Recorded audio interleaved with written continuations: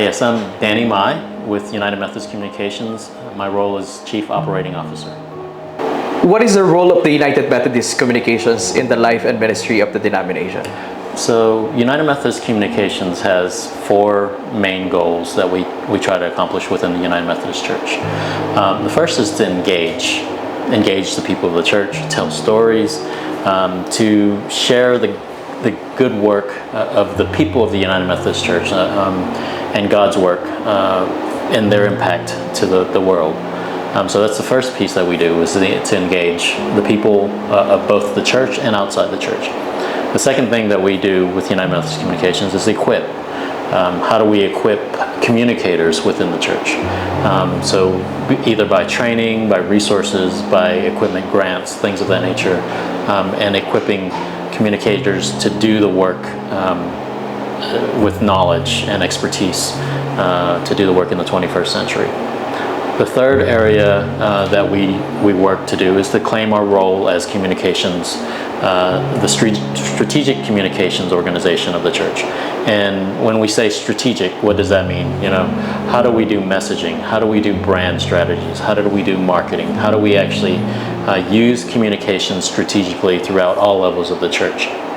And building those pieces of communications infrastructure within various parts of the church. And the last one of our goals is to nurture our people and our staff and use resources to demonstrate good stewardship within the church. Okay. Why is it important that our church must continue to support the UMCOM's work? Many people know the church is changing. A lot of change is happening within the church.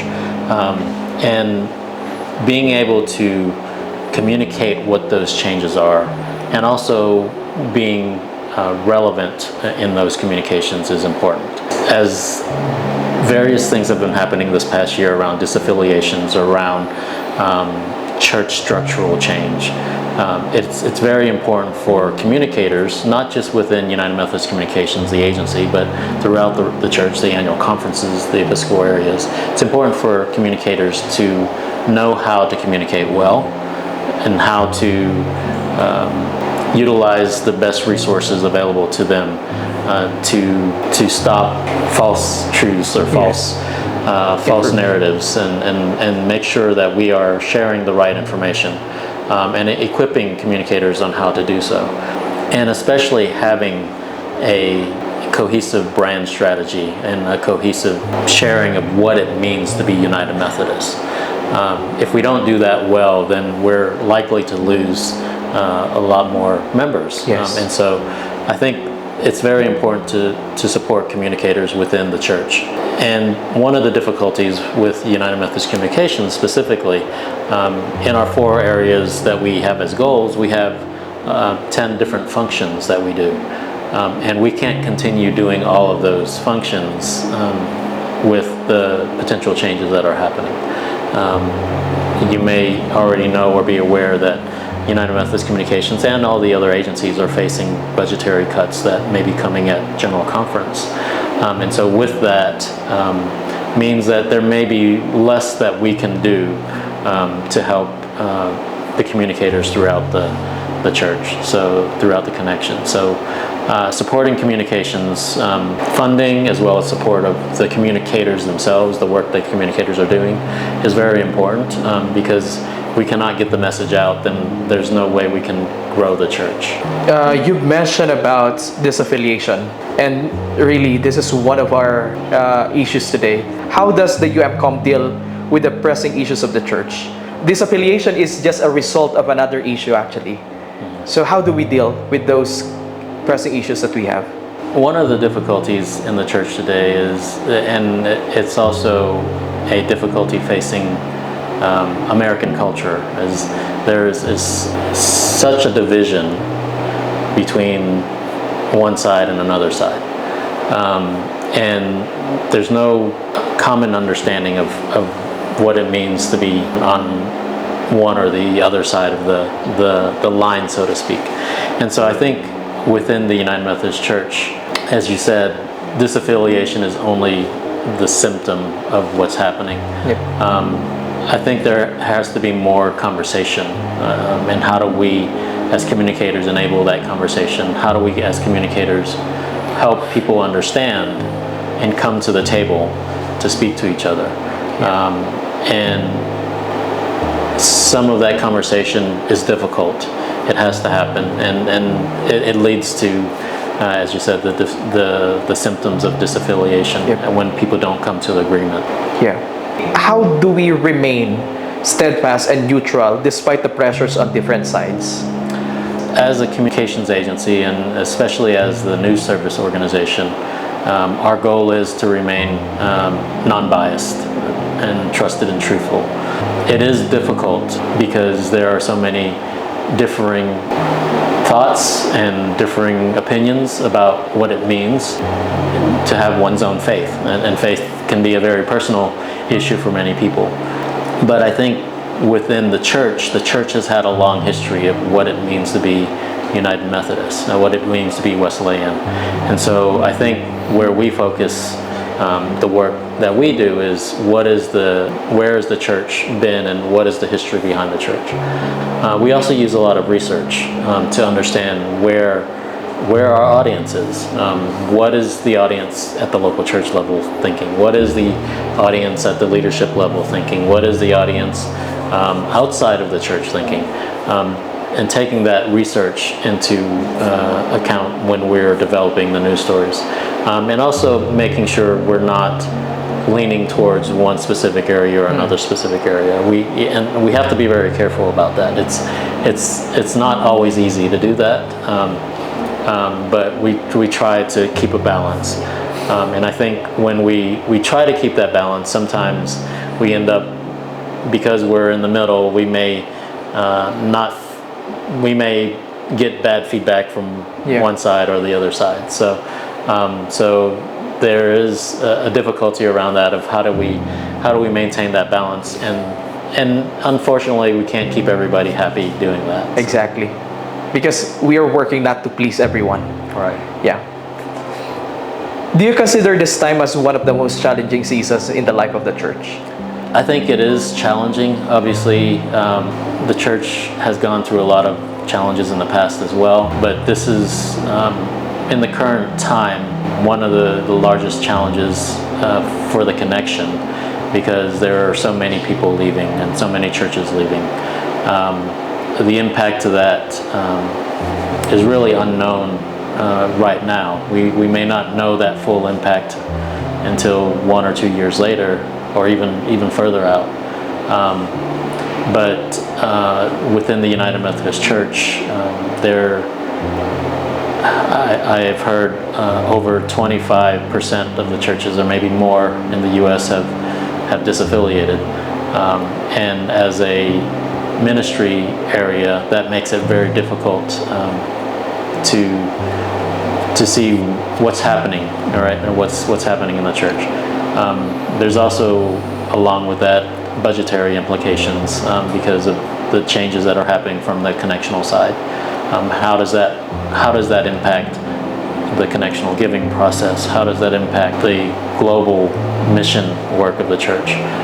Those are pieces that'll be very difficult to have a good understanding in the next 6 months, a year, maybe even 2 years. You mentioned about budgetary cuts.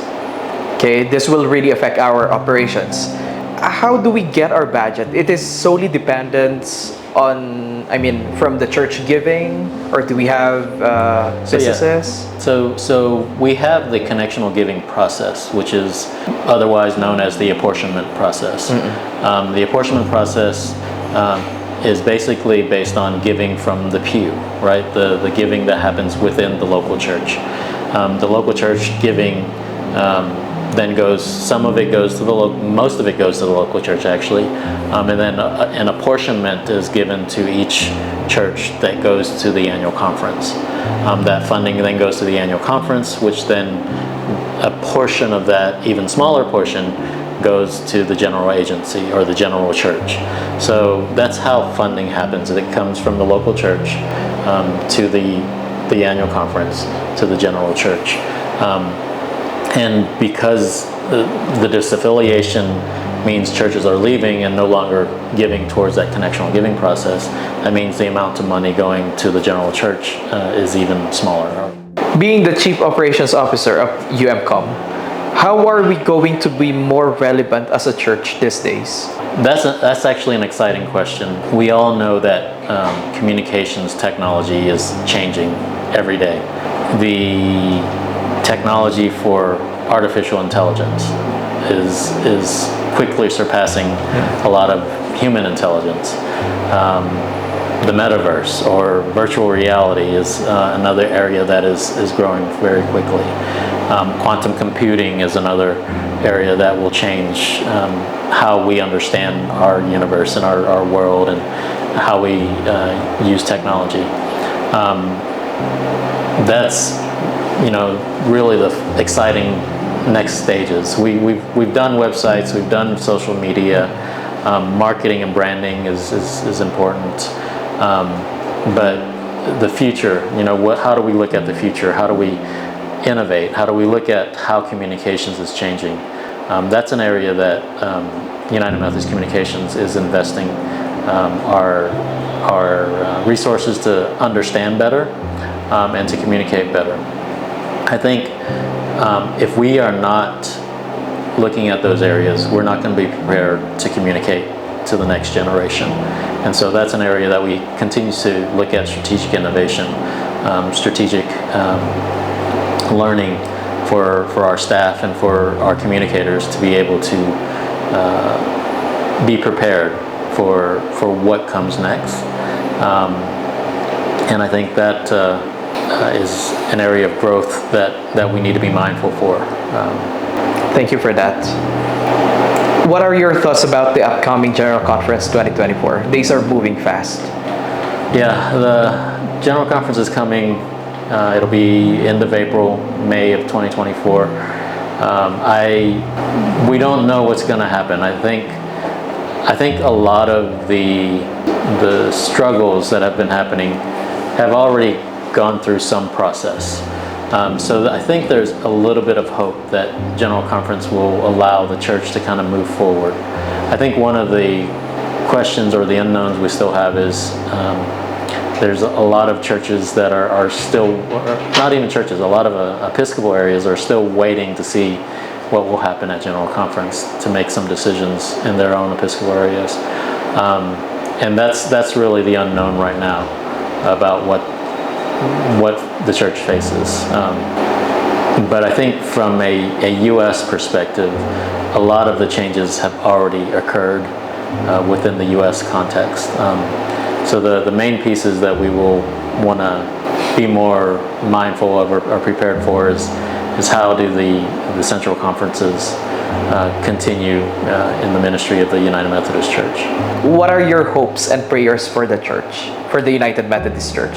I think in all of history, the church in general has gone through a lot of changes. There's always been divisions and splits and things of that nature. And I think what we are seeing is hopeful, and even in a lot of our messaging around BUMC and around what we are hearing from our counterparts at the annual conferences, is that there's some excitement happening now. There's some hope now because the disaffiliation process has kind of mostly proceeded, and hopefully we can go into General Conference with more common direction forward. And so I think there's always hope, and hope that God's church will continue to grow, and we always create mission fields, and maybe this is another way of creating the mission field again and renewing the mission field so that we can expand spreading the message of God and the gospel of Christ. So I think that's the hope that I have and the excitement that I have, that the United Methodist Church will continue its vision and ministry and expanding even now from a smaller space and continuing to grow. So I think there's always you always want to plant a seed And I think that's what we're doing now. We may not be feeling so well about planting some seeds that are kind of leaving us, right? But it's still planting seeds. Yeah. And then we have the space to continue grow again. So I think there's that hope that I see for the church.